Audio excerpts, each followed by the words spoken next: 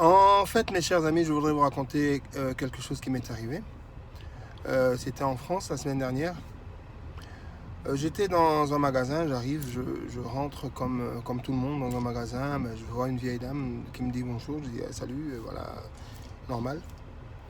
Et après, bon, je commence à faire les rayons, je devais acheter des boissons, plein de trucs, comme j'étais de passage. Et bon, à chaque rayon, allez, je veux dire, pratiquement à tous les rayons, je croisais cette dame. On me dit bonjour, ben, je dis voilà, c'est quand même, bah, c'est un hasard, je rencontre quelqu'un qui fait les courses dans un, c'est quand même un grand magasin, mais le fait de se voir comme ça, je dis bon, il n'y a pas de souci, écoute. À un moment, après avoir fait mes courses, ben, j'arrive à la caisse, qui je vois devant, paf, la dame, en train de passer ses affaires à la caisse, en fait, en train de faire passer sa marchandise, la dame est en train de comptabiliser, et moi derrière, tranquille, j'attends, je la regarde, je lui fais un sourire, ben, elle me fait un sourire. Et au moment où elle doit payer, elle ouvre son sac.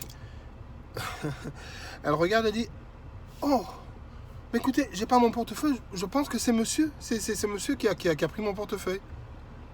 Ben, je regarde étonné. Je dis comment ça? Moi, j'ai pris votre portefeuille, madame. Ah oui, monsieur, c'est vous parce que vous me suiviez partout.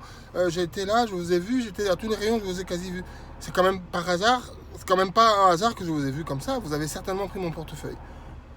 Bah, de fil en aiguille, je me passe des détails. On appelle les gens de la sécurité. Les gens de la sécurité, ils viennent. Ils disent, excusez-moi, monsieur, bah, c'est notre boulot. On doit, est-ce qu'on peut pas passer dans la pièce là derrière? Je dis, ok, pas de souci. On va dans la pièce à l'arrière. Et ils me demandent de vider mes poches. Je vide mes poches. Ils me demandent d'enlever la veste. Je dis, écoutez, ok, j'enlève la veste. Et alors, il fallait une fouille un peu plus approfondie.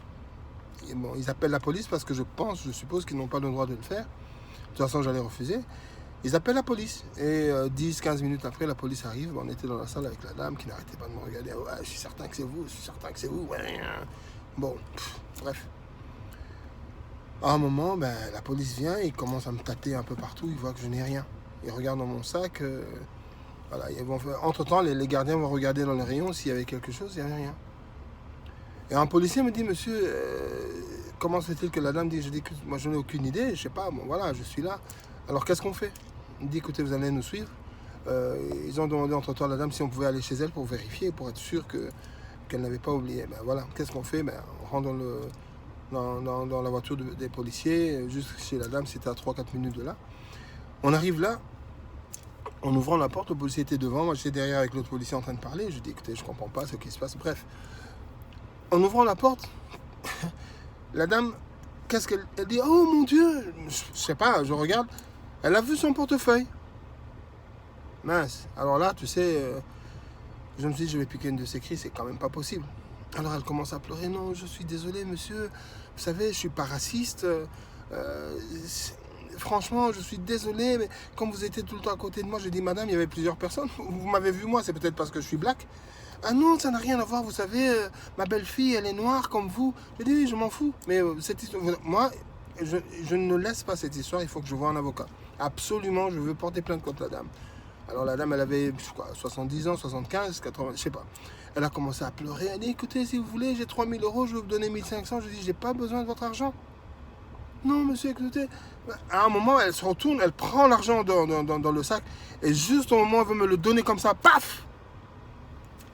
Je me réveille, je vois que c'était un rêve. Dommage.